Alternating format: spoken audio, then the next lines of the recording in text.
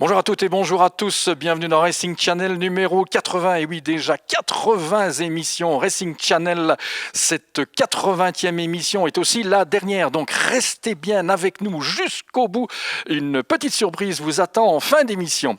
Allez, on commence tout de suite par le premier reportage de ce 80e numéro avec le BGDC, ce championnat circuit extrêmement populaire, surtout au niveau des pilotes, avait attiré pas mal de monde et de voitures spectaculaires cette année encore.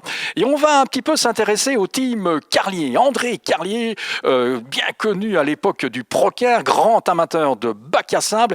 Et maintenant, c'est sa fille qui a pris la relève. Je vous rassure tout de suite, André a toujours bon pied, bon oeil. On voit tout de suite le BGDC à travers le Carlier Racing grâce aux images de G-Photographie et Racing Technique. C'est parti!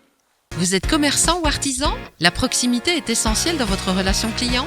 Avec la technologie NFC, toucher votre clientèle sans contact est dorénavant possible. Grâce à ma valise, d'un geste simple et rapide, votre public recevra les infos que vous souhaitez lui transmettre au bon moment et au bon endroit, sans être intrusif. En savoir plus ? Notre site mabalise.be. Ma valise, the next mobile experience. En cette fin de mois d'octobre, se déroulait à Francorchamps la finale du BGDC, Belgian Gentlemen Drivers Club. Pour l'occasion, nous avons été voir un team en particulier, le team Carlier Racing. Pour ceux qui se souviennent, c'est l'équipe du pilote de Procar, André Carlier. On y trouve d'ailleurs sa fille Petra au volant de la BMW jaune et noire, volant qu'elle partage avec le très rapide pilote Hervé Duet. Ils ont terminé cette course à une très belle 3e place dans une catégorie où ils ne partaient pas favoris. Ils ont monté de catégorie suite à un changement de moteur en cours de saison. Les explications par Hervé Duet. Donc au mois de mars, on avait commencé la saison, on était bien parti, on avait fait une semaine auparavant à Zolder une 90 tours je pense sur le circuit. Le moteur était impeccable et puis le jour de la course on avait les essais libres et au bout de 3 tours la bielle est passée à travers du carter moteur. Ouais. Et depuis, qu'est-ce qu'on a fait pour retrouver un moteur? Il me semble qu'on a changé de catégorie. On a changé de catégorie parce que le moteur était difficile à trouver. Donc on avait un moteur en stock, un moteur de 3 litres 2.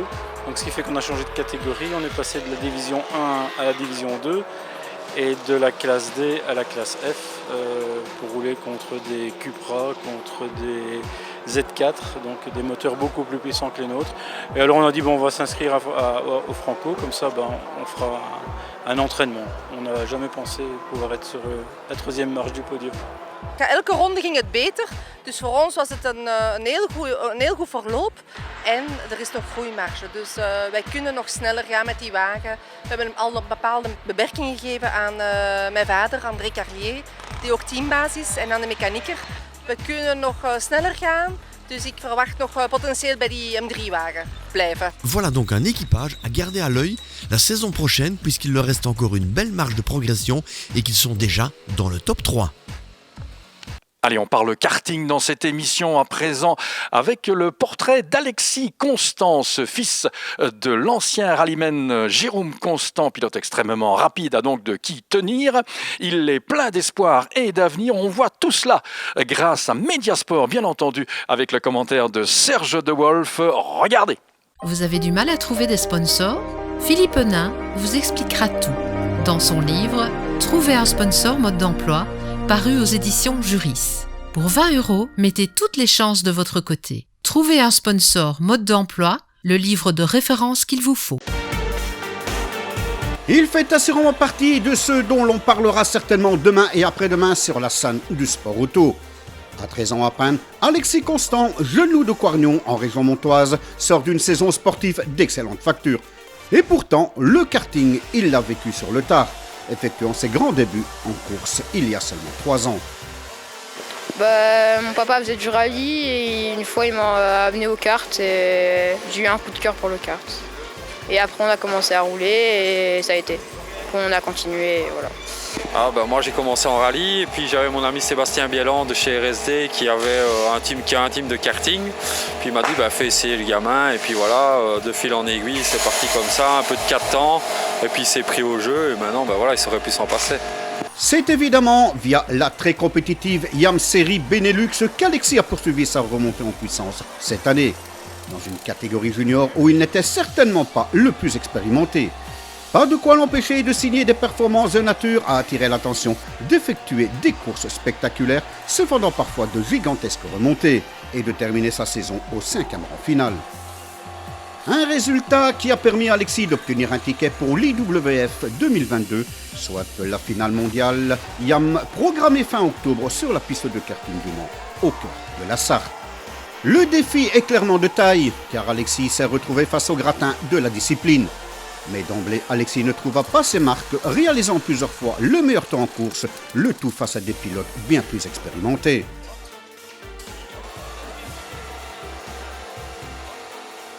Franchissant les obstacles avec une dextérité impressionnante, le pilote cosmique achevait sa première finale à une très belle 5e position, ce qui le laissait 9e sur la grille de la finale.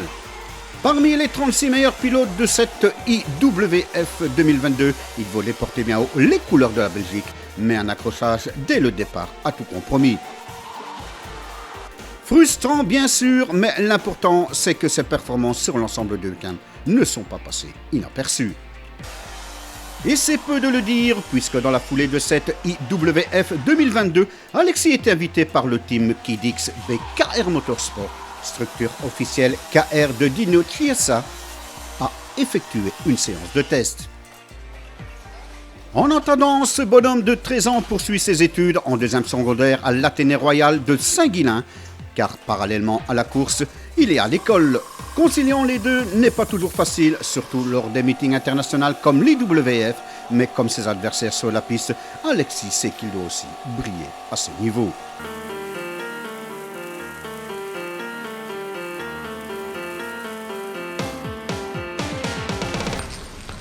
Allez, on parle championnat de Belgique des rallyes maintenant dans cette émission numéro 80 de Racing Channel avec le rallye du Condron, avant-dernière manche du championnat. Vous le savez tous, cette épreuve a été endeuillée par un grave accident, mais avant cela, il y avait eu une superbe bataille sportive entre 3 pilotes qui a donné lieu à des images pour le moins spectaculaires.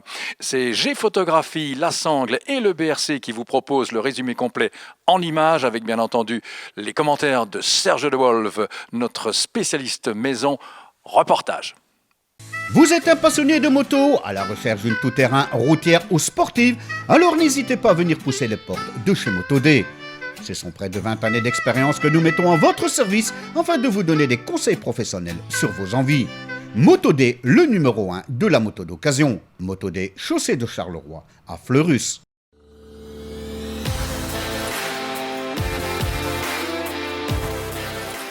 Eh bien, bienvenue à Oui en bordure de Meuse, Oui qui accueille pour la 48e fois le rallye du Condro.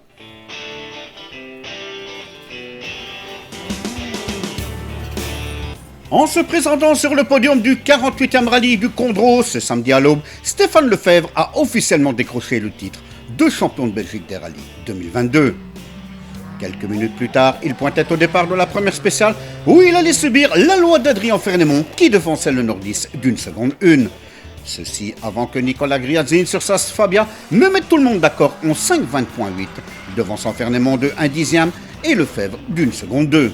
Voilà qui en dit long sur le ton de ce Condro, ce qui fait de ce pilote neutre au niveau de la nationalité un candidat ouvertement déclaré à la victoire. Suivait ce matin dans Héron un exceptionnel Cédric Chorin et la Porsche à 2 secondes, Gino Bux et la Skoda à 4 secondes 6, Maxime Poty lui est déjà à plus de 11 secondes et Xavier Bouche à plus de 3 secondes. Le 48e rallye du Condro est explosif d'un point de vue sportif. Les 2 dernières spéciales de la matinée ont été indécises à souhait. Dans la 4e spéciale marquant le passage en zone condrusienne, Nicolas Griazin signait son 2e scratch du jour, devançant Stéphane Lefebvre de 2 secondes 1, apparemment chaussé lui en pneu pluie. Dans le court tronçon de Solière, Lefebvre et Griazin signaient le scratch ex aequo, devançant Fernemont, Bux, Bastien Ward et Xavier Bouche. Au classement général de la mi-journée, Fernemont pointe donc devant Lefebvre 2 secondes 7 et Griazin 4 secondes 2. 260, cuvette droite. Suivent Chorin à 13 secondes, Bux 24 secondes, Bouche lui est déjà à plus d'une minute. Maxime Potty est bon 6e, devançant Jos Verstappen, Aymeric Rary et Bertrand Rouard. Tom Ransonnet est toujours leader en RC4 et en Junior BRC avec 23 secondes de bond sur Gilles Pic. Tandis que Peter Jan Maillard fait honneur à son statut de favori en historique BRC.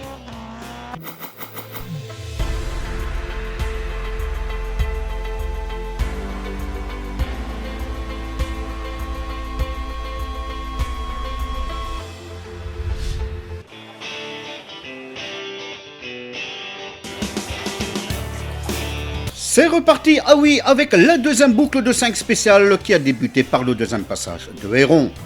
Et un nouveau scratch pour ce diable de Nicolas Griadzine qui a devancé Stéphane Lefebvre d'une petite seconde. Adrien Fernemont de 3 secondes, Gino Bux et Cédric Chorin font tous deux le troisième meilleur temps à 6 secondes 5. Suivent alors Maxime Potty, Aymeric Rary, Xavier Busch, Jos Verstappen et Bastien Rouard. Ce qui signifie que le 48e Condro rebondit une nouvelle fois, avec Lefebvre qui ravit les commandes à Fernemont pour 200e. Avec sa belle série de scratch, Griadzine est désormais 3e à 500e, une demi-seconde entre les 3 premiers. Voilà qui laisse rêveur. On a fait un choix de pneus décalé pour essayer de reprendre un peu de temps, mais c'était pas le bon choix. Et du coup, j'ai dû compenser un peu ce choix de pneus. On est reparti en pluie en pensant que ça allait être plus gras. Et j'ai dû vraiment surattaquer pour pas en prendre, et on a réussi à reprendre un peu à Adrien, donc c'est bien.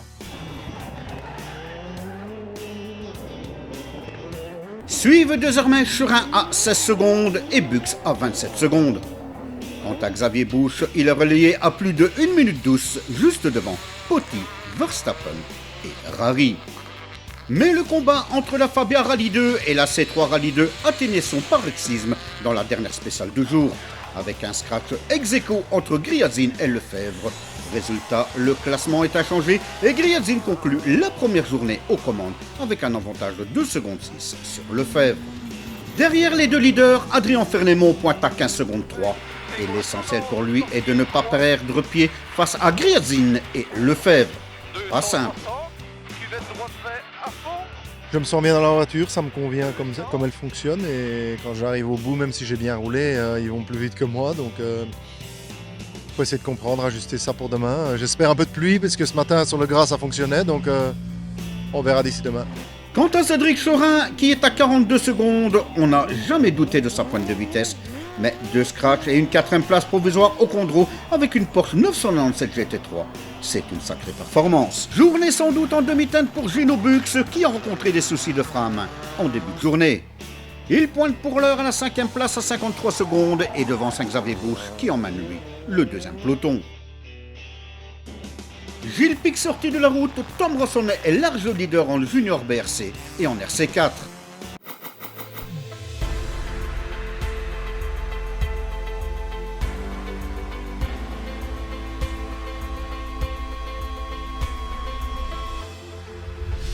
Les 2 premières spéciales de la journée ont déjà provoqué du changement au sommet de la hiérarchie du 48e rallye Condro.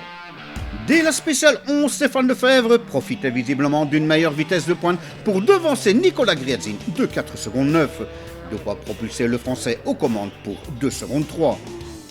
Cédric Chorin poursuivait son festival de la veille, signant le 3e meilleur temps à 6 secondes 1 et donc devançant Fernemont de 5 secondes 8. Les dés sont jetés, c'est finalement la 14e étape qui s'est avérée décisive. En cassant un arbre de transmission dans la spéciale, de quoi envoyer la Citroën C3 Rally 2 dans un énorme travers. Stéphane Lefebvre s'est retrouvé sans direction assistée et s'il rejoint l'arrivée de la spéciale, il préfère jeter le dos quelques dizaines de mètres plus loin. Après le jump, la voiture s'est mise à vibrer un peu. Je me suis dit ouais, c'est peut-être la partie bosselée qui est juste après. Et sur le frein, l'arbre de transmission, il a cassé. Et la voiture s'est mise par les portes, et j'ai déjà eu ça à Spa, donc je savais exactement ce qui nous arrivait, et on a essayé de rentrer tout doucement pour ne pas rester bloqué en spécial sans tout abîmer, mais bon, le mal était déjà fait. En dépit d'une grosse frayeur sur un cassis qui a envoyé bien des bolides dans l'air et sur le nez, Nicolas Griadzine, auteur du scratch ex-aequo avec Cédric Chorin, se retrouve désormais sur une voie royale. exploitant un avantage de 34 secondes 4 au général sur Adrien Fernemont, lui aussi heureux d'être sorti intact de ce jump. Alors que Nicolas Griadzin a évité toute erreur pour remporter l'édition 2022, la 48e du nom, et qu'un étincelant Cédric Chorin a pris d'extrême justesse le meilleur sur Adrien Fernemont, les infos se sont précipitées sur le coup de 15h45. On apprenait assez rapidement la sortie de route d'Emery Crary et Fabrice Henry dans la spéciale précédente. La voiture a frappé un muret et le bilan est plus que sévère puisque 2 personnes, des spectateurs, sont décédés dans l'accident. Suite à cette tragédie, les organisateurs ont décidé qu'il n'y aurait pas de passage sur le podium ni de remise de prix par respect aux 2 jeunes décédés dans ce terrible accident. Le caractère dramatique de l'ultime demi-boucle du 48e rallye du Condro a renvoyé l'aspect sportif au second plan. Sans remise de prix, c'est finalement Nicolas Griadzin qui l'emporte devant Cédric Chorin qui a débordé Adrien Fernemont pour le gain de la 2e place. Au pied du podium, Gino Bux engendre une 4e place devant le duo des Citroën DG Sport, Maxime Potti et Jos Verstappen.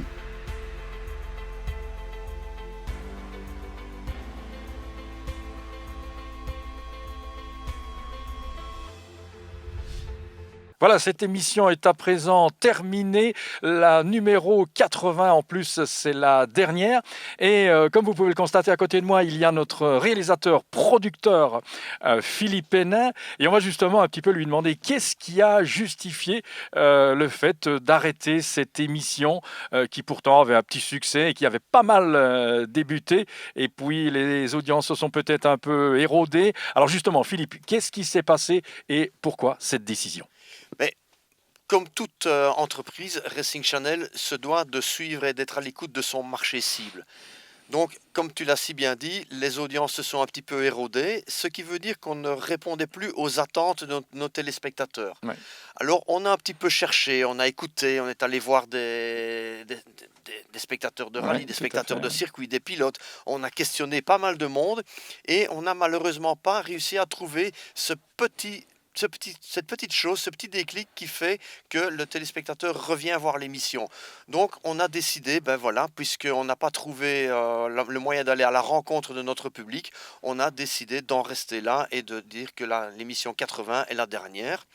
Il faut dire que 80 émissions, ça fait 8 années. C'était déjà pas mal, hein. Oui. C'était déjà pas mal. On a commencé le 24 décembre 2014, on termine ici fin novembre 2022, après 80 numéros, sans compter les 2 numéros qui font référence au sport automobile, les émissions pilotes, les toutes premières, qui s'appelaient la 0 et la double 0. Donc on va s'arrêter, je pense, sur une bonne note, avec une émission qui tient encore bien la route, qui rencontre un certain public, mais plus tout le public comme on l'espérait. D'accord. Alors justement, ça demandait extrêmement un énorme investissement en matière de temps et également de matériel. Alors un petit peu, qu'est-ce que ça va devenir tout ce matériel ? Et toi-même, as-tu éventuellement des projets futurs dans les médias ou quelque chose comme ça ? Est-ce que tu peux éventuellement nous annoncer quelque chose ou bien tu es en pleine période de réflexion ? Je vais dire qu'on est vraiment en pleine période de réflexion parce qu'on aurait bien voulu revenir. On s'était dit, on va arrêter Racing Channel en fin 2022 et on va revenir avec quelque chose qui va répondre aux attentes de notre public. On n'y est pas arrivé, sur ce point-là, on s'arrête, mais on a eu des pistes d'exploitation, oui, on a testé certaines choses, on envisage d'encore en tester, mais on n'a pas grand espoir de revenir avec une émission. Une chose qui est certaine, c'est que les interviews des pilotes lors des épreuves du championnat de Belgique, ah oui, ça c'est intéressant. Elles vont être restées, elles vont être diffusées sur la page Facebook de Racing Channel, donc Racing Channel Belgium. À la fin de chaque épreuve du championnat de Belgique, il y aura des interviews de pilotes qui seront diffusées. D'accord. On essayera peut-être, Yves, si tu veux bien, on me le permet, on ira encore peut-être une ou l'autre fois ensemble sur un petit rallye provincial, interviewer l'un ou l'autre pilote, parce que au départ, l'émission Racing Channel c'était pour eux qu'on l'avait fait. Oui, tout à fait, tout à fait. C'était pour les pilotes provinciaux et également pour un peu montrer certains. C'était à la recherche de sponsors pour les aider.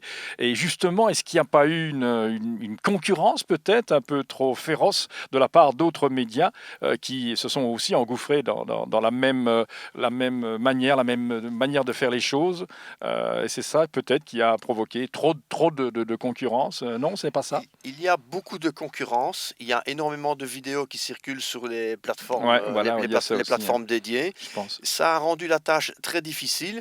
D'ailleurs, pour preuve, les émissions en télévision ont disparu. Tout à fait. Pour Oui, ce les motif. émissions de sport auto. Oui, elles ont Il y a toutes aussi disparu. d'autres côtés un peu plus politiquement corrects, etc. Oui, mais le c'est sport surtout auto. que c'est pas rentable.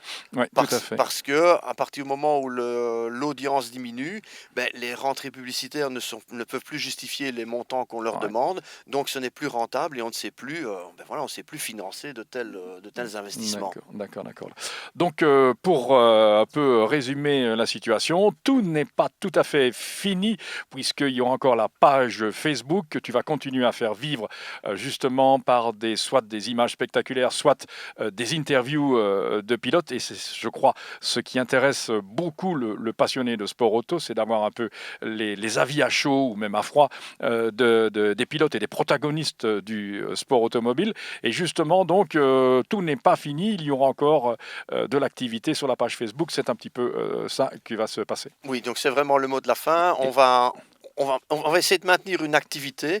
On va continuer à réfléchir pour essayer de trouver un angle d'attaque pour pouvoir revenir avec quelque chose de qualité, de sérieux, comme on a toujours fait pendant ces 8 dernières années. Oui. Mais si on n'y arrive pas, on ne reviendra pas, on restera avec les interviews. Ok, donc c'était l'émission faite par des passionnés pour des passionnés, Racing Channel. Mais voilà, toutes les bonnes choses ont une fin. Sur ce, je vous propose d'éventuellement revoir cette émission ou les précédentes sur notre page Facebook ou sur notre site www.racingchannel.be. Vous n'hésitez pas à laisser un petit commentaire aussi. Portez-vous bien, faites toujours très attention à vous. Ce maudit virus est toujours d'actualité. Et puis, comme on le faisait à chaque fois en fin d'émission, bye bye.